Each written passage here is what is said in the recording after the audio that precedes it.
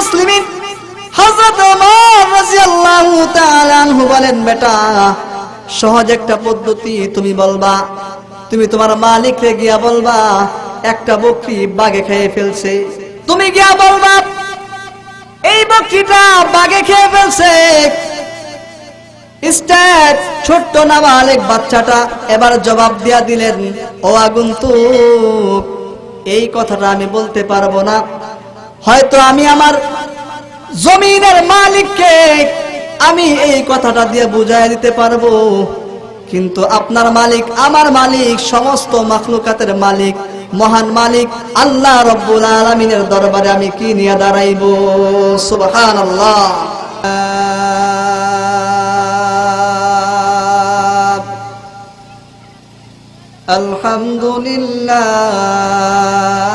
আলহামদুলিল্লাহ হামদাশ শাকিরিন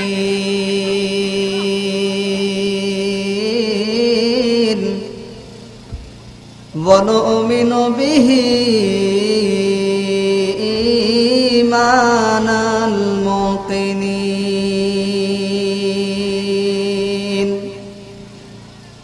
ওয়া নুকিরু বিওয়াহদানিয়াতিহি ইকরারাস সাদিকিন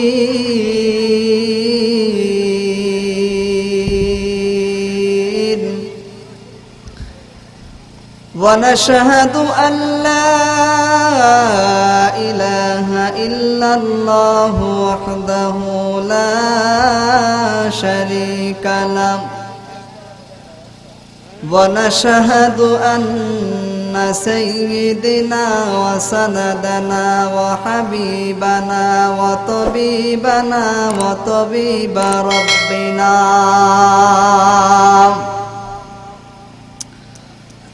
ومولانا محمدا عبده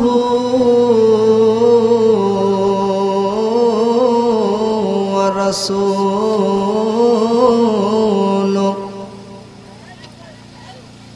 أرسله الله تعالى بالحق بشيرا ونذيرا وداعيا إلى الله بإذنه وسراجا وقمرا أعوذ بالله من الشيطان الرجيم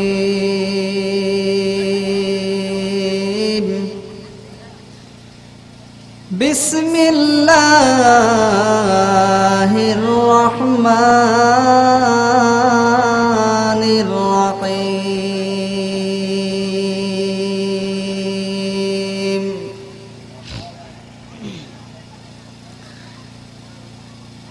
يا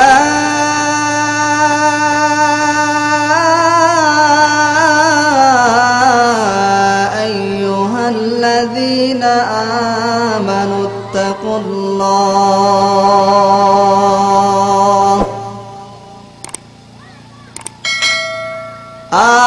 اتقوا الله حق تقاته ولا تموتن إلا وأنتم مسلمون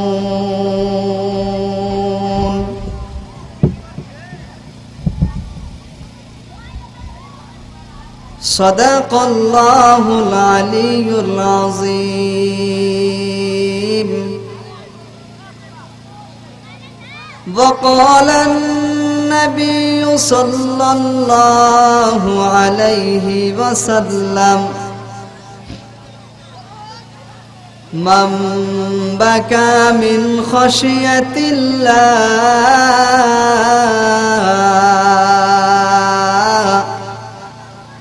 حرم الله عليه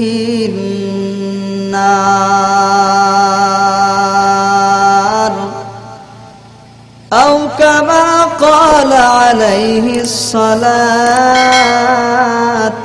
والسلام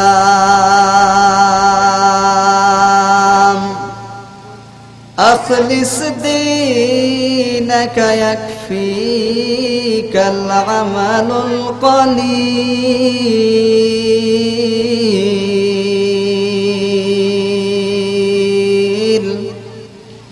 أو كما قال عليه الصلاة والسلام. وقال تعالى في شان حبيبه إن الله وملائكته يصلون على النبي يا أيها الذين آمنوا صلوا عليه وسلموا تسليما. اللهم سيدنا مولانا محمد وعلى آل سيدنا مولانا محمد বিশ্বনবীর আগমনে সারা জাহান উজালা, বিশ্বনবীর আগমনে সারা জাহান উজালা। আমরা তাহার দুরূদ পড়ে মিঠাই মনের সব জালা। আল্লাহুম্মা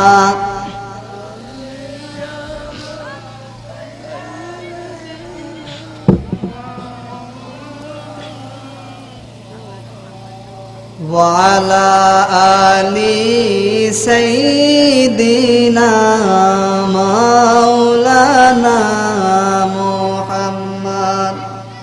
দিবানিশি মনে রে আমার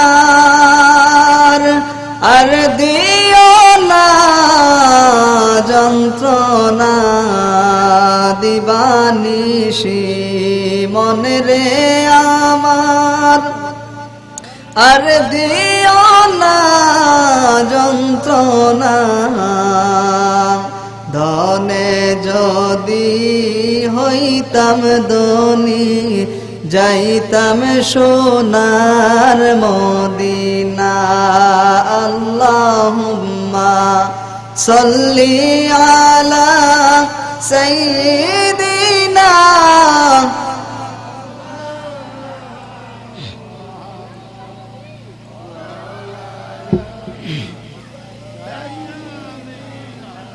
মাওলানা মুহাম্মদ। লা ইলাহা ইল্লাল্লাহ, লা ইলাহা ইল্লাল্লাহ, লা ইলাহা ইল্লাল্লাহ, লা ইলাহা ইল্লাল্লাহ,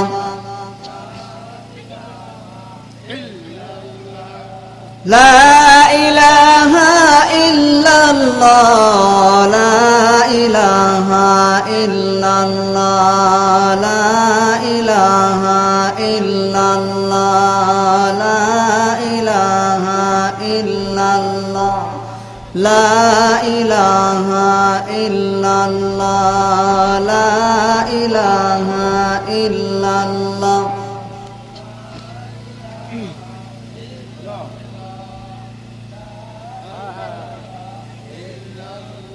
লা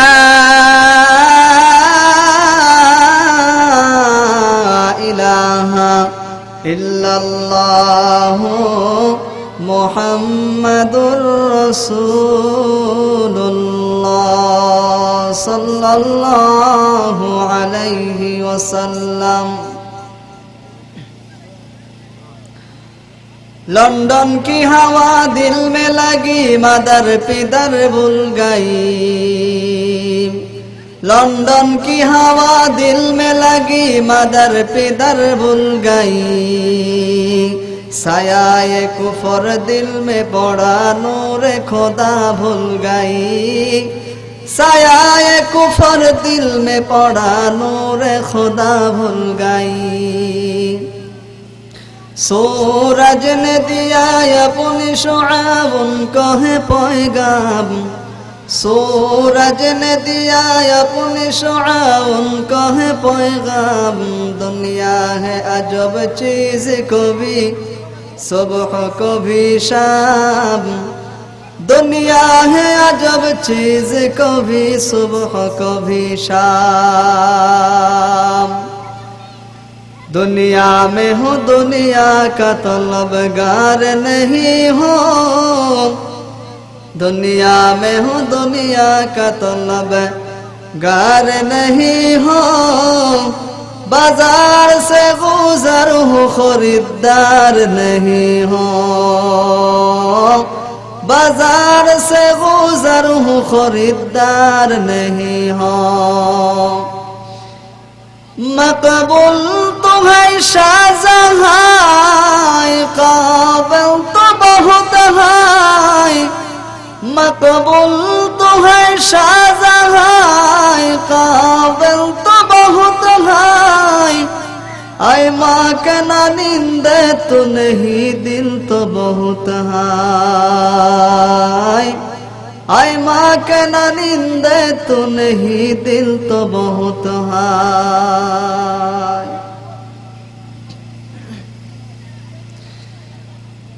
এই পৃথিবী যেমন আছে তেমনি ঠিক রবে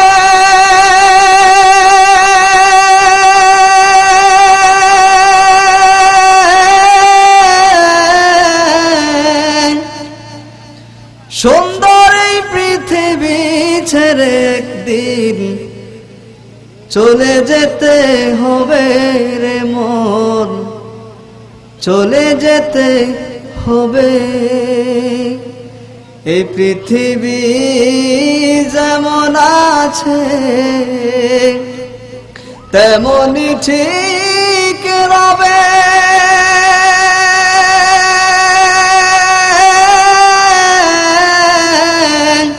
সুন্দর এই পৃথিবী ছেড়ে একদিন চলে যেতে হবে রে মন চলে যেতে হবে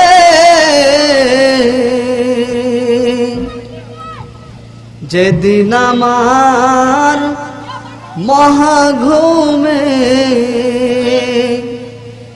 বুঝিবে দুই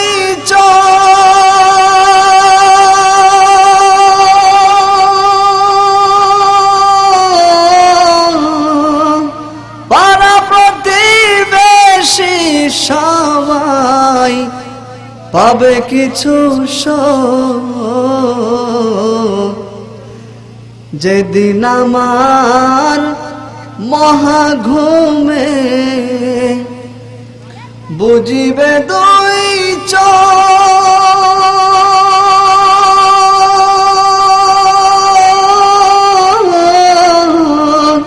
পাড়া প্রতিবেশী সবাই পাবে কিছু ওরে আমি যাই পৃথিবীর লোক ভুলে যাবে সবে সুন্দর এই পৃথিবী ছেড়ে একদিন চলে যেতে হবে রে মন চলে যেতে হবে হোক না যতই মহাজ্ঞানী রাজা জমিদার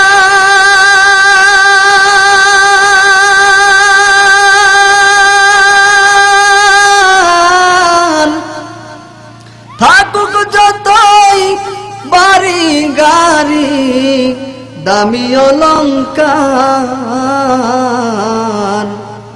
হোক না যতই মহাজ্ঞানী রাজা জমিদার,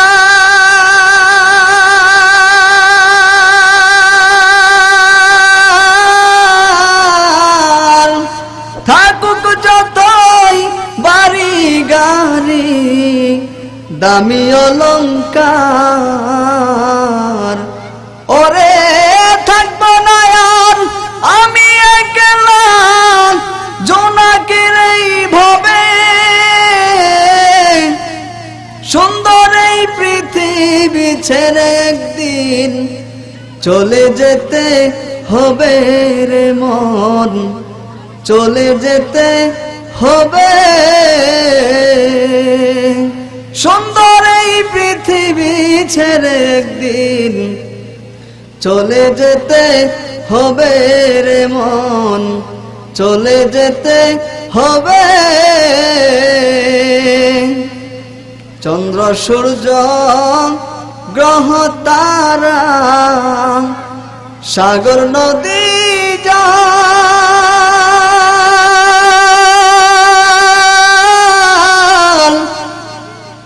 এই পৃথিবী যেমন আছে রবে অবিকল।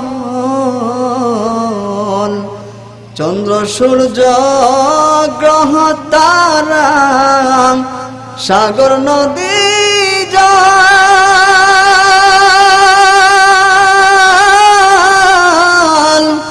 এই পৃথিবী যেমন আছে রবে অবিকল।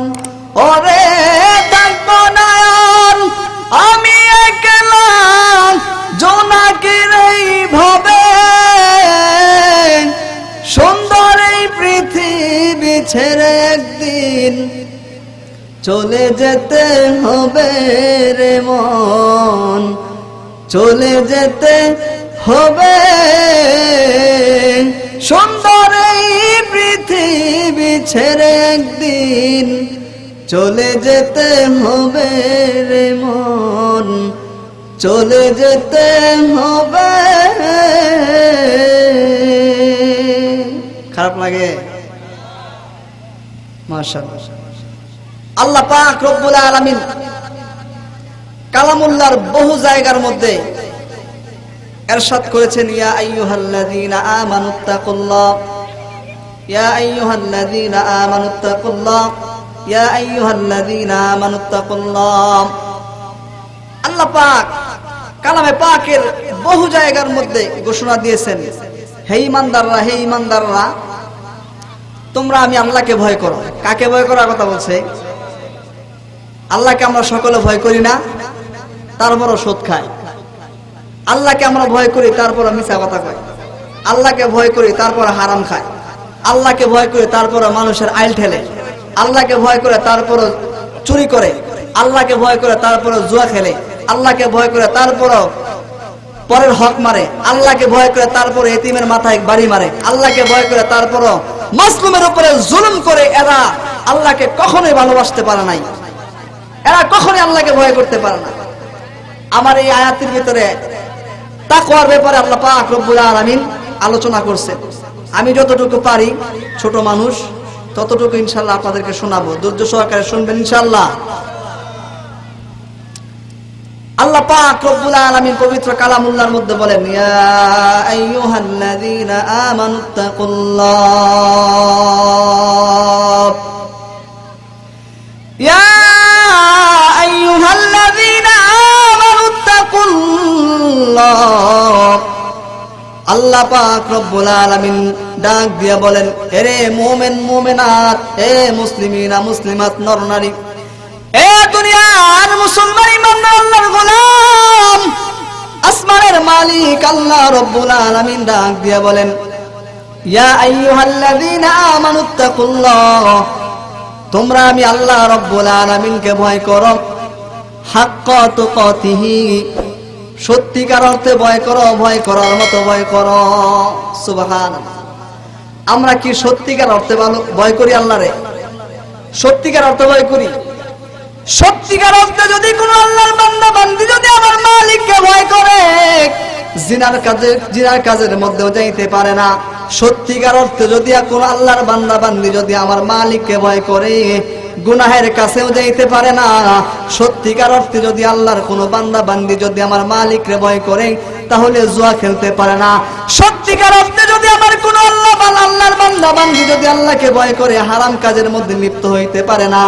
সত্যিকার অর্থে যদি আমার আল্লাহর কোনো বান্দা বান্দি যদি আল্লাহরে ভয় করে, সুদ খাইতে পারে না, ঘুষ খাইতে পারে না, পরের হক মারতে পারে না। সত্যিকার অর্থে যদি আমার কোন আল্লাহর বান্দা বান্দি যদি আল্লাহকে ভয় করে, মিথ্যা কথা বলতে পারে না। আল্লাহর কোন বান্দা বান্দি যদি আল্লাহকে যদি সত্যিকার অর্থে যদি ভয় করে, সত্যিকার অর্থে যদি আল্লাহর বান্দা বান্দি যদি আল্লাহকে ভয় করে, আল্লাহর বান্দা বান্দি তার দিলের মধ্যে সব সময় আল্লাহকে ফিকির করবে, আমি যেখানেই যাই সেখানেই তো আমার মালিক আমারে দেখে, ঠিক কিনা? আমার মালিক তো আমারে দেখতেছে, আমি কি করে আমার মালিকের সাথে আমার মালিককে সামনে রাইখা কি করে গুনাহের কাজ করি, আমার মালিককে সামনে রাইখা কি করে আমি সুদ খাই, আমার মালিককে সামনে রাইখা কি করে আমি ঘুষ খাই, আমার মালিককে সামনে রাইখা কি করে আমি হারাম কাজের মধ্যে লিপ্ত হই, আমার মালিককে সামনে রাইখা কি করে আমি জুয়া খেলি, আমার মালিককে সামনে রাইখা কি করে আমি মদ খাই, আমার মালিককে সামনে রাইখা কি করে আমি এতিমের মাথার মধ্যে বাড়ি দেই, আমার মালিককে সামনে রাইখা কি করে আমি হারাম কাজের মধ্যে লিপ্ত হই। এটা আল্লাহ পাক রব্বুল আলামিনের চূড়ান্ত ফয়সালা। যারা আল্লাহকে ভয় করে পরিপূর্ণভাবে, যারা আল্লাহকে পরিপূর্ণতার ভাবে ভয় করে, আল্লাহ পাক রব্বুল আলামিন বলেন এই বান্দা বান্দিগুলো কখনো আমি আল্লাহ পাককে সামনে রেখে কখনোই কোনোদিন গুনাহের কাজের মধ্যে যাইতে পারে না। তো গুনাহের কাজ যদি করি তাহলে আল্লাহরে ভয় করে হইলুনি? জোরে বলেন, যদি গুনাহের কাজ করি তারপরে আল্লাহকে কেমনে ভয় করে হইল? আল্লাহ পাক দেখে না? ওহুয়া মাকুম আইনা মা কুনতুম, আল্লাহ রাব্বুল আলামিন বলেন ওহুয়া মাকুম আইনা মা কুনতুম, তুমি যেখানে থাকো আমি সেখানেই থাকি, তুমি যা করো সবকিছু আমি দেখি, তুমি যা করো সবকিছু আমি দেখি, তুমি যা বলো সবকিছু আমি শুনি। এরে বান্দা, তুমি তো শুধু জমিনের মধ্যে থাইকা কি করো সেটা নয়, সাতবক জমিনের নিচে একটা পিঁপড়া কি করে, একটা পিঁপড়ার পায়ের আওয়াজ পর্যন্ত আমি আল্লাহ রাব্বুল আলামিনের ইলমের মধ্যে আছে। সুবহানাল্লাহ। আল্লাহ পাকের কাছে কি আছে? সাতবক জমিনের নিচে একটা পিপিলিকার বাচ্চা কি করে এটাও জানে। একটা পিপিলিকার বাচ্চা যে হাঁটে, এই পিপিলিকার বাচ্চার হাঁটার শব্দটাও আমার মালিকের পর্যন্ত পৌঁছায়া যায়। সুবহানাল্লাহ। আর আপনার আমি তো বিশাল বড় একটা মানুষই, ঠিক কিনা? দুনিয়ার মুসলমান ইমানদার আল্লাহর গোলামেরা, এই জন্য আল্লাহ পাক রব্বুল আলামিন বলে বান্দা, এরে বান্দা বান্দি, আমি আল্লাহ রব্বুল আলামিনকে শুধু ভয় করলে চলবে না, পরিপূর্ণভাবে ভয় করতে হবে। যেই ভয়টা তোমার দুনিয়া থেকে তোমাকে জান্নাতের ফয়সালা করে আল্লাহ পাক রব্বুল আলামিনের জান্নাত পর্যন্ত পৌঁছাইয়া দিবে। সুবহানাল্লাহ। এই জন্য আল্লাহ রব্বুল আলামিনকে পরিপূর্ণ ভয় করার দরকার আছে না নাই? 100% আল্লাহ পাক রব্বুল আলামিনকে পরিপূর্ণ ভয় করা দরকার আছে। কোন আল্লাহর বান্দা বান্দি যদি আল্লাহকে পরিপূর্ণ ভয় করে, তাহলে সে কোনোদিন কোনো কারণে গুনাহের কাজের মধ্যে লিপ্ত হইতে পারে না। ওই আল্লাহর বান্দা বান্দিকে যদি অগ্নিকুণ্ডে ফেলানো হয়, ওই আল্লাহর বান্দা বান্দিকে যদি শুলেতে চড়ানো হয়, ওই আল্লাহর বান্দা বান্দিকে যদি আগুনের মধ্যে নিক্ষেপ করা হয়, ওই আল্লাহর বান্দা বান্দিকে যদি পানির মধ্যে নিক্ষেপ করা হয়, তারপরও এই আল্লাহর বান্দা বান্দি আল্লাহ পাক রব্বুল আলামিনকে বিন্দু পরিমাণ ভুলবে না। সুবহানাল্লাহ। আল্লাহ পাক রব্বুল আলামিন বলে, বান্দা জানোনি আমি আল্লাহ রব্বুল আলামিন তোমার জন্য কত মায়া, কত মায়া, কত মায়া। বান্দারে, তুই তো দিনের বেলা সারাদিন ঘোরো, কাজকর্ম করো, রাতের বেলা তুমি গিয়া ঘুমাও। বান্দা, আমি কিন্তু ঘুমাই না। আল্লাহ পাক রব্বুল আলামিন বলেন, আল্লাহু লা ইলাহা ইল্লা হুয়াল হাইয়ুল কাইয়্যুম লা তাখুযুহু সিনাতু ওয়ালা নাওম। আল্লাহ পাক রব্বুল আলামিন বলে বান্দা তুমি তো ঘুমাও, তুমি তো সারাদিন কাজ করার পরে তুমি সন্ধ্যাবেলা গিয়া তুমি নাক ডাইকা ডাইকা ঘুমাও। বান্দা আমি কিন্তু ঘুমাই না। আমি কেন ঘুমাই না জানো? আমি যদি ঘুমায় যাই, আমার কোনো বান্দা বান্দি যদি কোনো পেরেশানিতে পড়ে, আমার ওই বান্দা বান্দিকে কে এই পেরেশানি থেকে উদ্ধার করবে? সুবহানাল্লাহ। আমার কোন বান্দা বান্দি যদি বিপদের মধ্যে পড়ে, বিপদের মধ্যে পইরা যদি আমি মালিককে যদি ডাক দেই, তখন তো আমি ঘুমায় রইছি, কে আমার বান্দা বান্দিরে উদ্ধার করবে?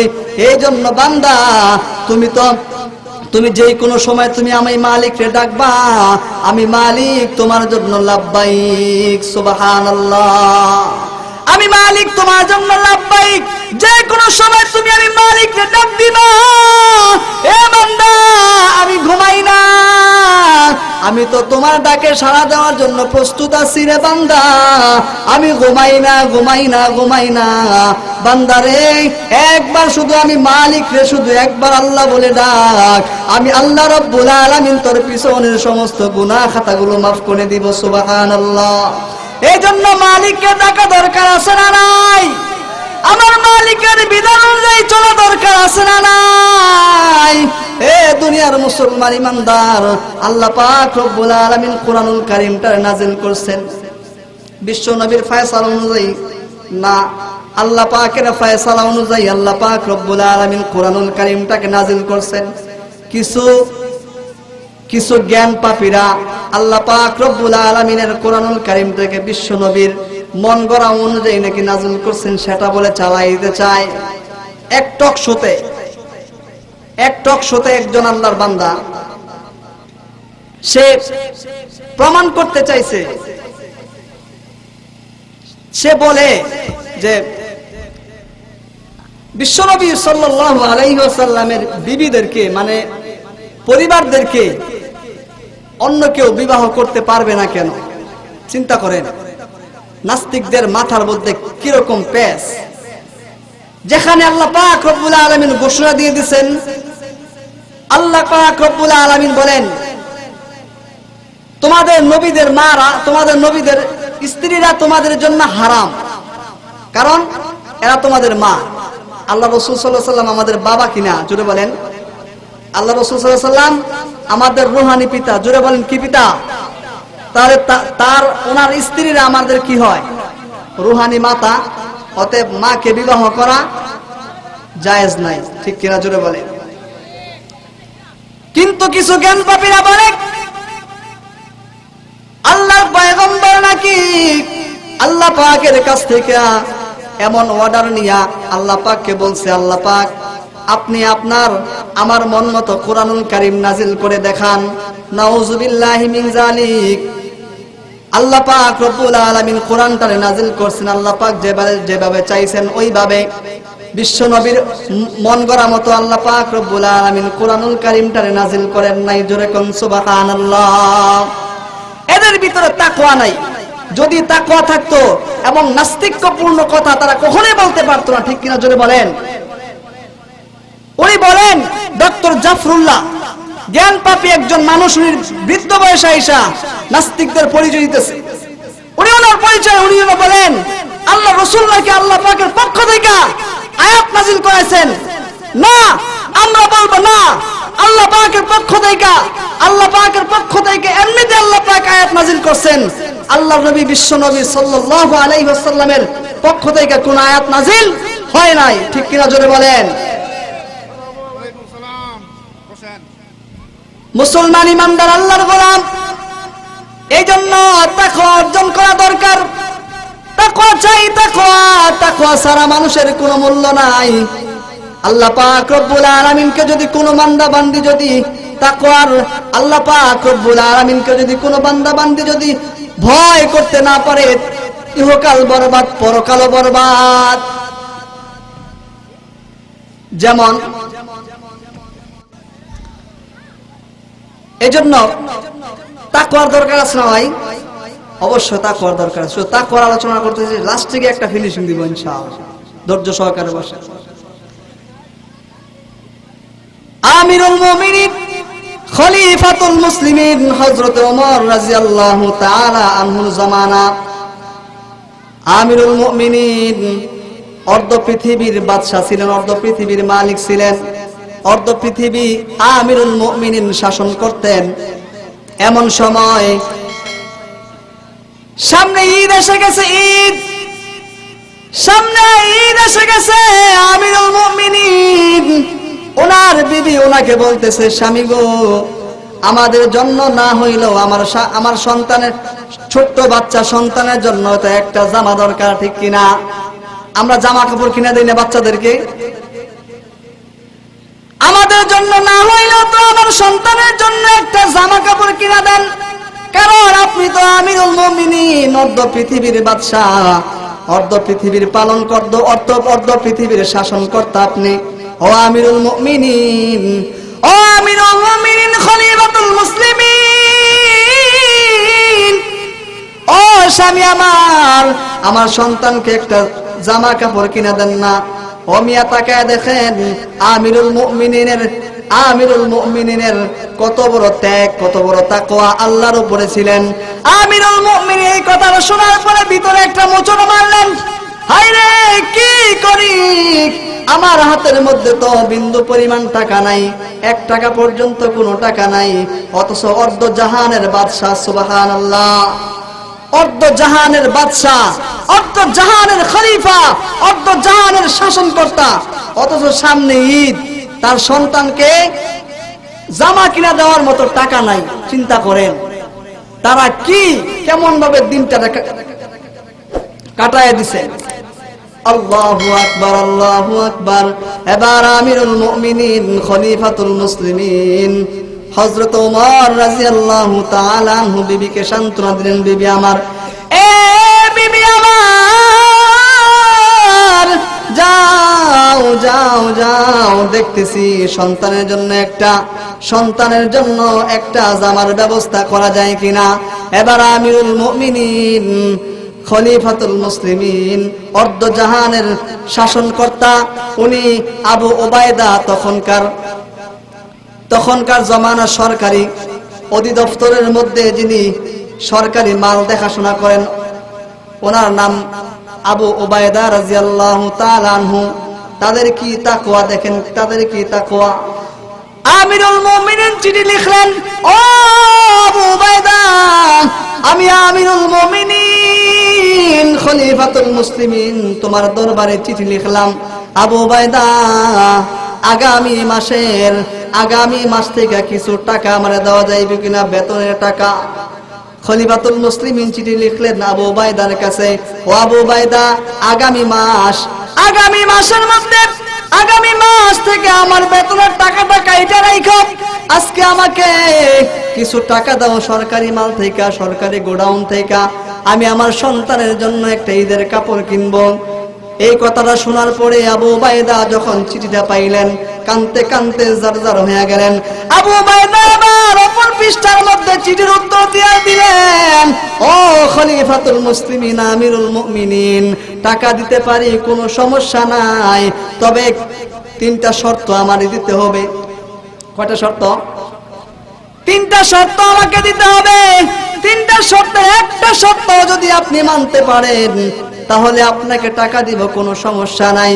ও আমিরুল মুমিনিন খলিফাতুল মুসলিমিন, 1 নাম্বার শর্ত হলো আপনি যে টাকা নেবেন, আপনি যে সরকারি মাল থেকে আপনি টাকা নেবেন, আপনি আমিরুল মুমিনিন, আপনি খলিফাতুল মুসলিমিন, আপনি আমার উপরের ডিপার্টমেন্টে, আপনার ডিপার্টমেন্টে আমি চাকরি করি। ও আমিরুল মুমিনিন, আমার 1 নাম্বার শর্ত হলো, আমিরুল মুমিনিন, আপনি কি আগামী মাস পর্যন্ত আপনার হায়াতে জিন্দেগিটা পাইবেন কিনা? সুবহানাল্লাহ। আপনি কি আপনার হায়াতে জিন্দেগিটা আগামী মাস পর্যন্ত পাইবেন?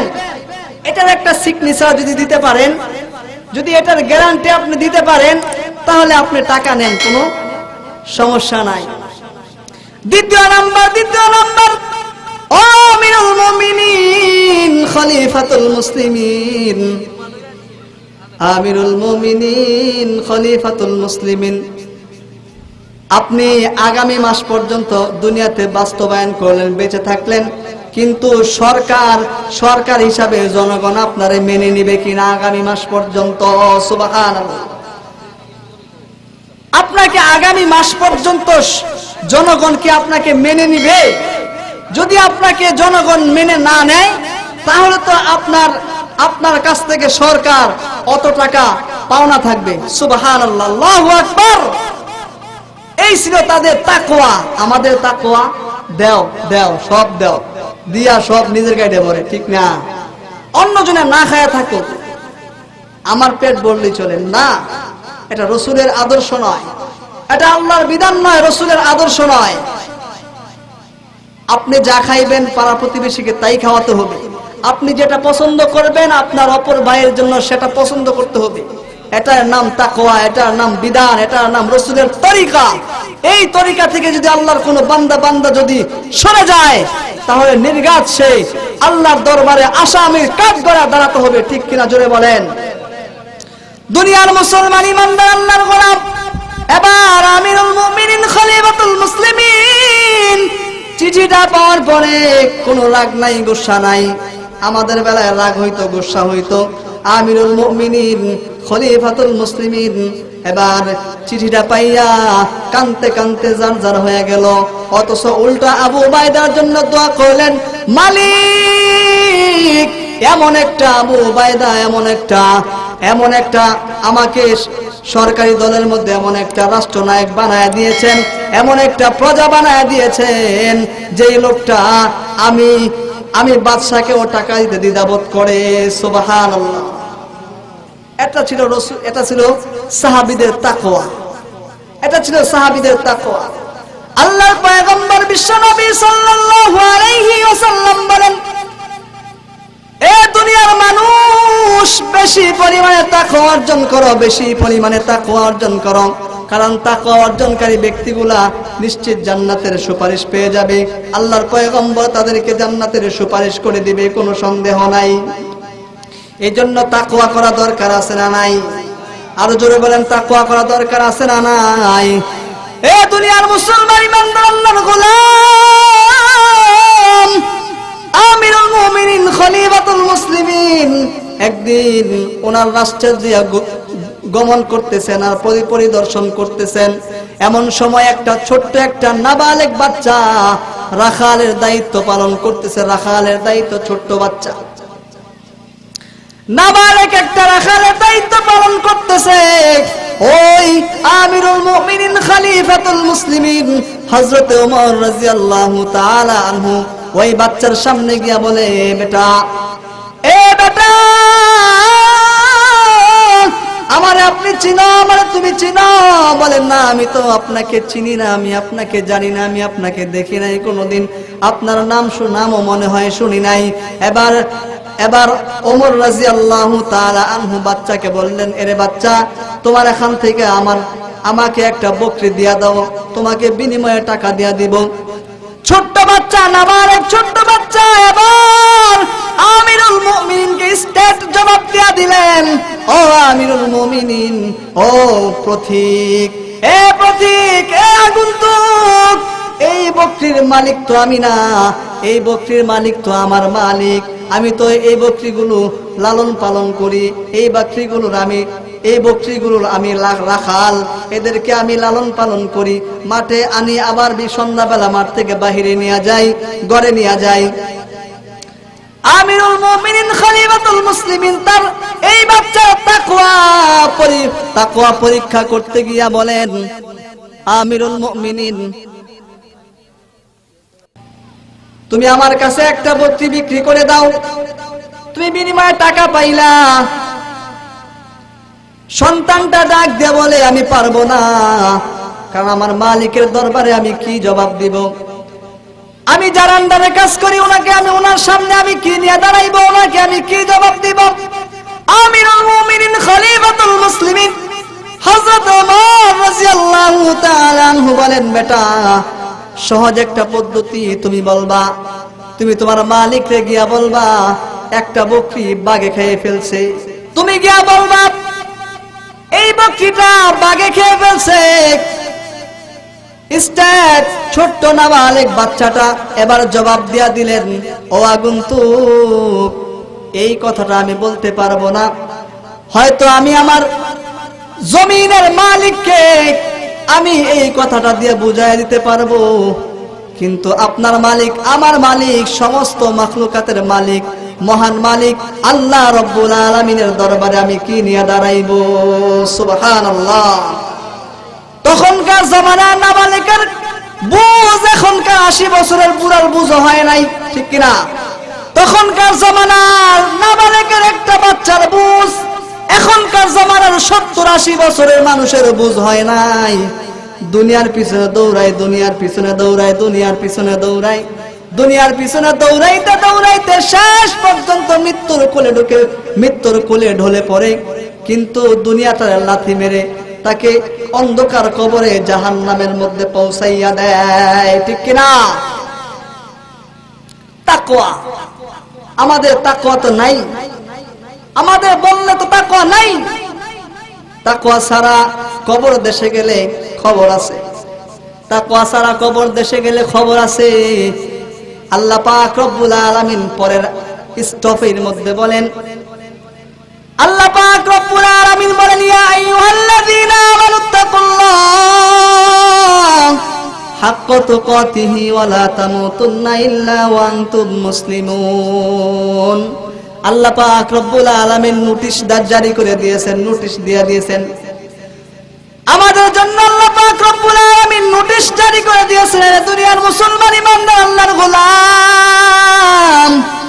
আল্লাহ পাক রব্বুল আলামিন বলেন, ওয়ালা তামুতুন্না ইল্লা ওয়া আনতুম মুসলিমুন। সাবধান সাবধান সাবধান, কবর দেশে যে আসবা, কবর দেশে যে পাড়ি জমাইবা, সাবধান, পরিপূর্ণ আমল না নিয়া, পরিপূর্ণ মুসলমান না হইয়া কিন্তু কবর দেশে আসবা না। আল্লাহ পাক নোটিশ দিয়া দিয়েছেন, নোটিশ। কি অবস্থা! হ্যাঁ, বলতেছিলাম দুনিয়ার মুসলমান ইমানদার আল্লাহ পাক রব্বুল আলামিন আমাদেরকে নোটিশ দিয়া পাঠাইছেন, সাবধান, পরিপূর্ণ আমল না লইয়া, পরিপূর্ণ মুমিন না হইয়া, পরিপূর্ণ মুসলমান না হইয়া কিন্তু কবর দেশের মধ্যে পা রাখবা না। কিন্তু কবর কিন্তু মারাত্মক সিরিয়াস একটা ব্যাপার।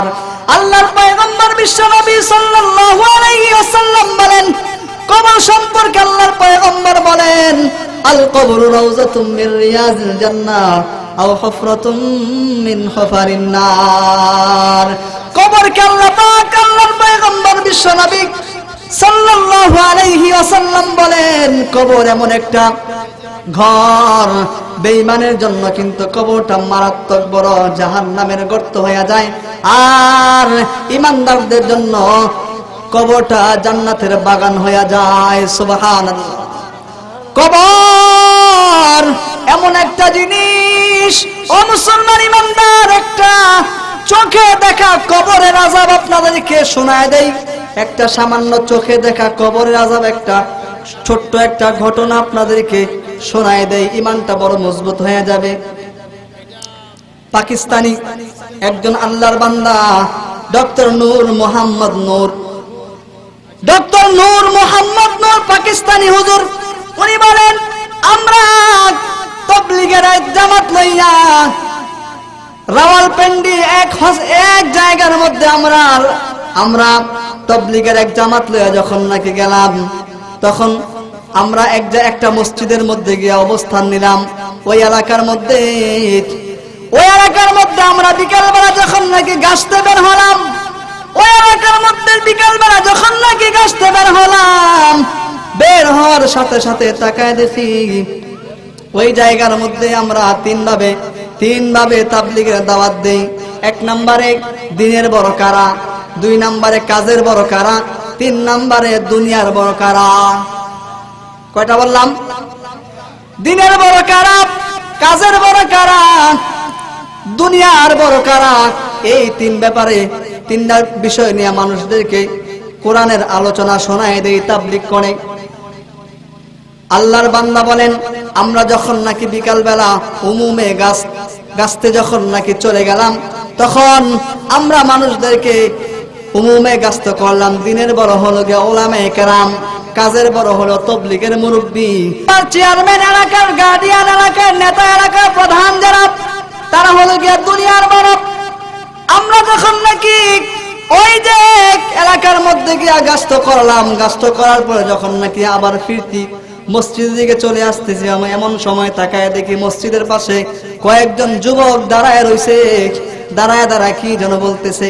আমরা তখন তাদের কাছে গিয়ে বললাম, ভাই অনেক দূর থেকে তাবলীগের জামাত লইয়া আপনাদের এলাকার মধ্যে আসছি, আপনারা যদি একটু সময় দিতেন তাহলে আমাদের উপকার হইতো, আপনাদের উপকার হইতো। খুব ভদ্রতার সাথে ওই আল্লাহর বান্দাগুলো জবাব দিলেন, হুজুর আর কিছুক্ষণ পরে আজান দিবে, আপনারা যান, আজানের পরে ইনশাআল্লাহ আপনাদেরকে সময় দেওয়া হবে। কিন্তু আজান হইল, নামাজ হইল, তারপরে যখন নাকি তারিমের মধ্যে বসলেন, তাকায় দেখলেন ওই ভদ্রলোকগুলা কর্নারের মধ্যে দাঁড়ায় দাঁড়ায় তারিম শুনতেছেন।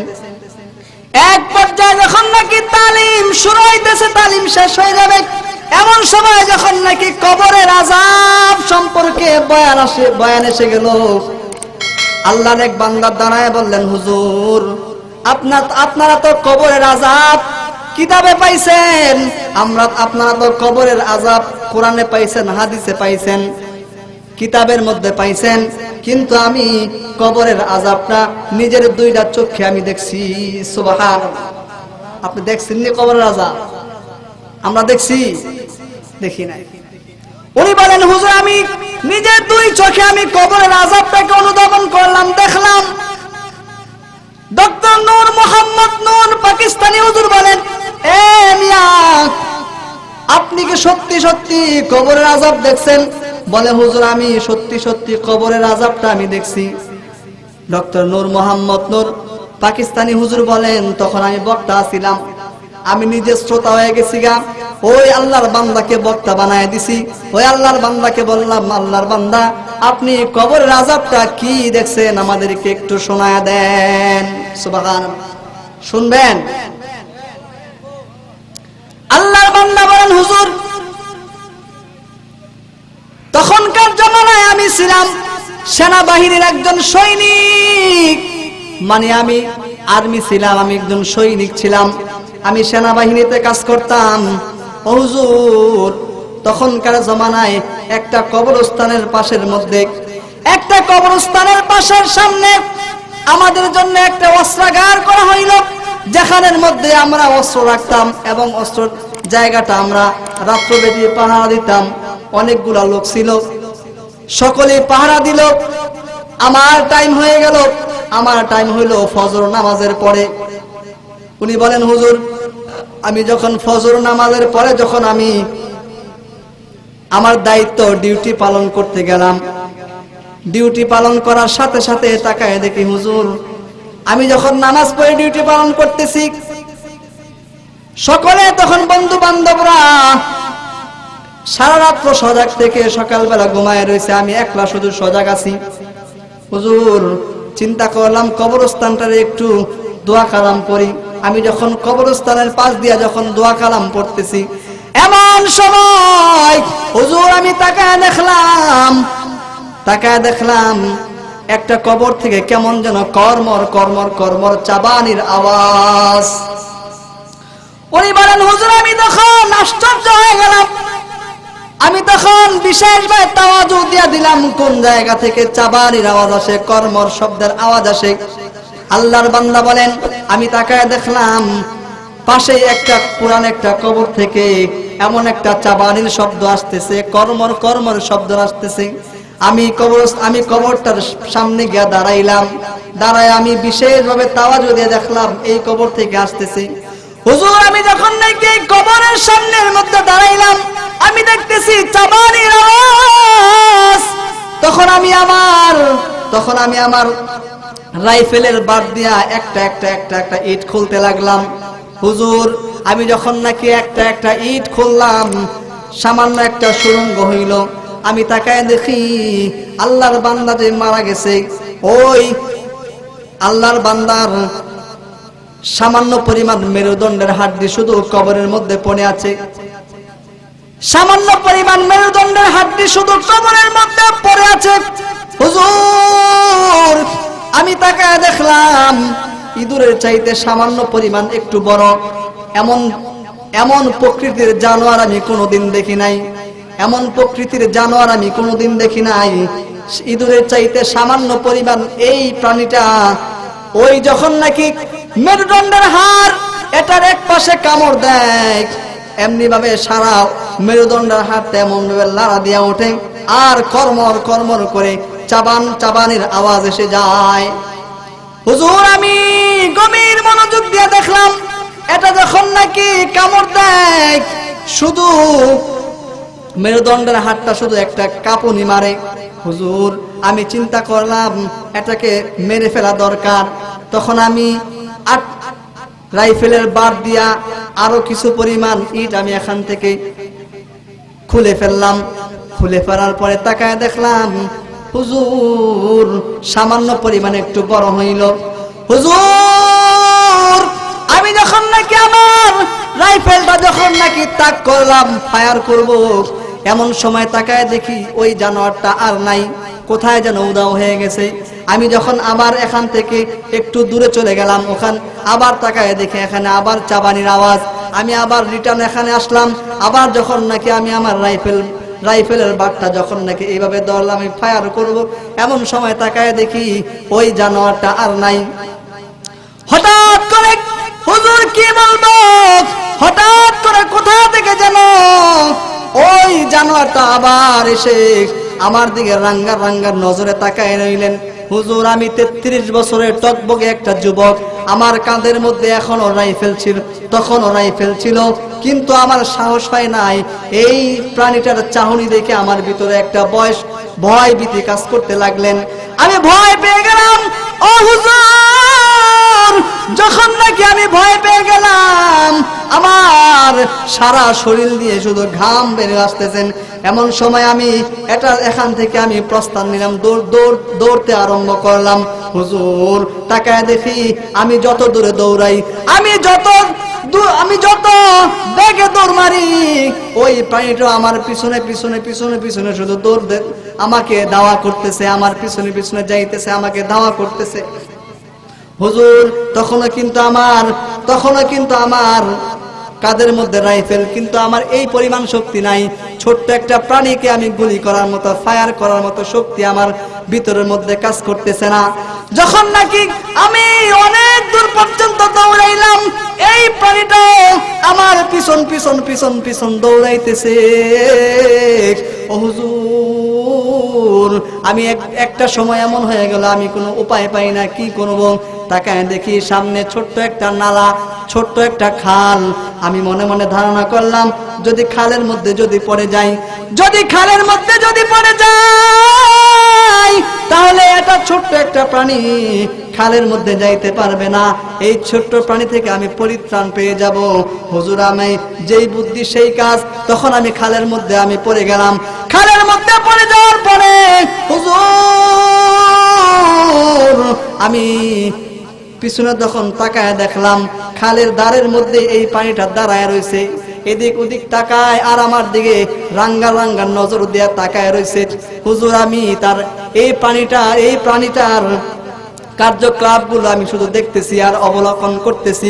হঠাৎ কিছুক্ষণ পরে হুজুর কি বলবো, মাত্র 1 সেকেন্ড থেকে 2 সেকেন্ড পর্যন্ত ওই প্রাণীটা যখন নাকি তার জিহ্বাটা ওই খালের মধ্যে লাগাইলেন, আল্লাহর কসম করে বলতে পারি ওই লোকটা বলেন হুজুর মাত্র 1 সেকেন্ড থেকে 2 সেকেন্ড পর্যন্ত এই প্রাণীটা যখন নাকি তার জিহ্বাটা পানির মধ্যে লাগাইলেন, খালের পানির মধ্যে লাগাইলেন, মুসলমান ইমানদার টকবকে পানির মধ্যে যেমন ভাত রান্না করলে যেমন টকবক টকবক করে, ঠিক খালের পানিটা বন্ধুরা আমার এমন ভাবে টকবক টকবক করতে লাগলেন। সুবহানাল্লাহ। হুজুর